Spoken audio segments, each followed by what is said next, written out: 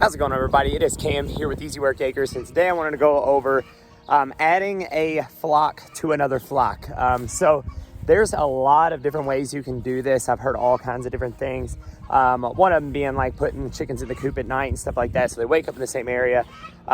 We haven't tried that, so it might work, but this is what we have done about 2 or 3 times now, and it seemed to work for us. Both with fully grown chicks and adding them to another fully grown flock, and with pullets and adding them to an additional flock. So today we're going to be moving about 50 of these pullets. I think it's I want to say actually it's almost 60, with another 50 full grown hens. So as you can see here right now, we actually have them inside their fenced area. So over the last week, we've moved them closer and closer together and then got them inside the main chicken area to start. And they spent a couple days here inside this pen here so that they have a barrier between them, but gives them a chance to kind of be around each other and have some chance to be close, but not have contact with each other. So before we move forward and continue to merge these pullets in more, the first thing I'm gonna do is mark them with these pink zip ties here on the ankle. So basically just gonna put one of these on one ankle so that I can differentiate these pullets from the chickens that are currently in here. So there's some chickens in here that have a clear zip tie on their leg. This rooster right here has a black zip tie on its leg. And then there's a couple chickens in here that have no zip ties on their legs. And basically those are all markers for different ages and when they were added in to our flock, so that we know the ages and about when they were put in, which is gonna make it easier for us for when we need to process some of the chickens for meat and move some out as we are adding additional in and so on, or they get well outside of laying age or anything like that. We know which ones are from what time period. So I'm gonna be getting in here. Sadly, got to catch every single one of these suckers to put one of these bands on, which I'm sure will be super fun.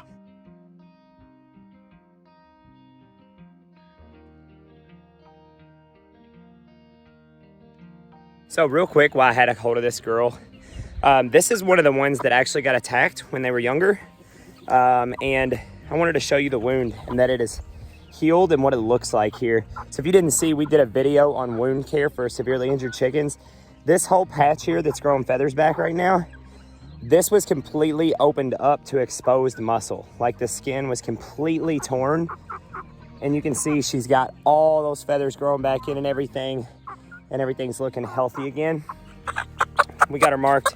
And by the way, if you didn't know, any of the colored egg layers we have, okay, I'm gonna go set her down real quick because she is not happy about me holding her. I got a different chicken so that I could talk to you about it a little bit. What I was getting at is that the colored egg layers, they are the feistiest. Whether it is their chicks, pullets, grown chickens, you can't get a hold of them things. They are fast and they don't like to be caught whatsoever, no matter what age. But what I wanted to show you is the banding that's extremely important, is that this is loose. So this band is not zip tied tightly, because obviously these chicks are gonna grow some more. So you wanna leave room for growth. Alrighty, so it is now hot as crap outside. Had to change out of that daggone long sleeve. But we have all the chicks marked with these zip ties now. I counted right at 60 chicks in there. And now we are about to allow them to intermingle with the big chickens. So all I'm gonna do is, rather than just like start throwing them out here one by one, is what we do is we prop up this trampoline up on a cinder block on end, giving them plenty of headroom to get in and out of here freely. And that also allows enough room for the chickens to walk in their area and check it out. And they kind of just, intermingle, check each other out, see what's going on. And the reason that we like to get the chickens in here around 10 weeks or so is they're still fairly small, so they still have that chirpy sound to them. They don't seem to come off as much of a threat to the other hens or anything. So the whole pecking order and fighting doesn't seem to exist, if not hardly at all, once we get them intermingling at this young. Now, I do know that you're not supposed to be putting them together any sooner than about 8 weeks or so when you're introducing a large flock to a large flock, just for the sake of these birds still need to just be left alone. They need their time to get a little bigger, to be around the bigger hens in case any of them do have a problem.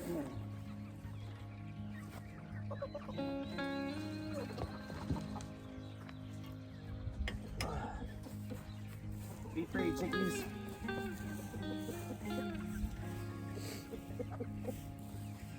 and they'll usually take their time coming out of here. They're not all gonna sprint out at once, but the big chickens are already noticed that is lifted up.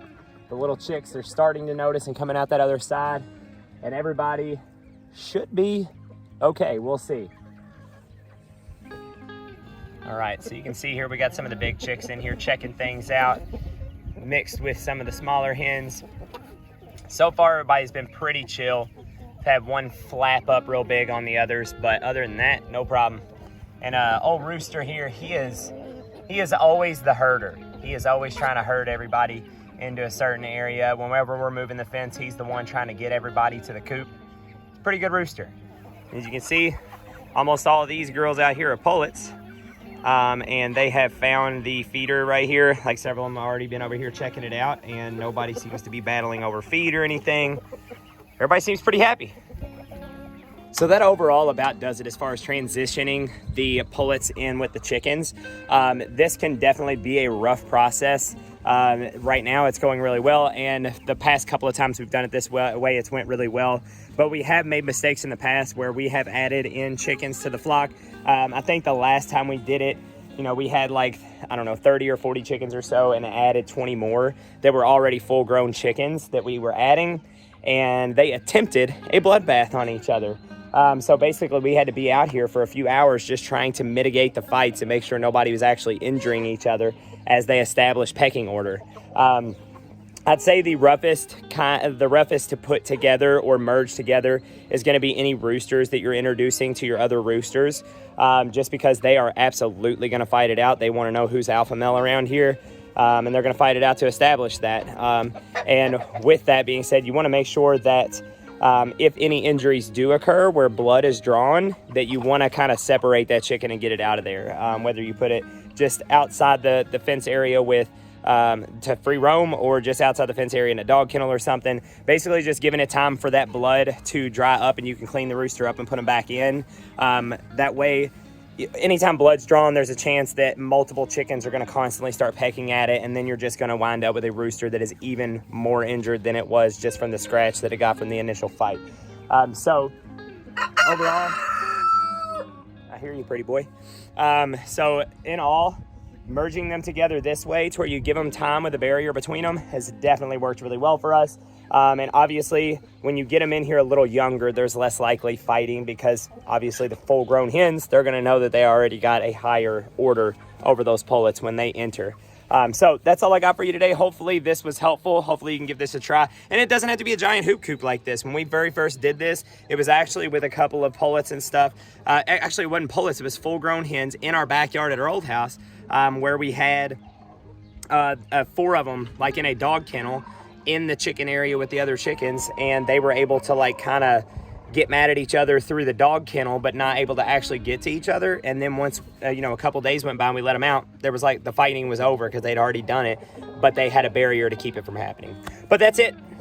Hopefully you all got something out of this, and I will see you in the next video. Like and subscribe to the channel. It really helps us out, and we would love to keep sharing anything that we can that could be helpful to you. So you guys have a good one. See you in the next video.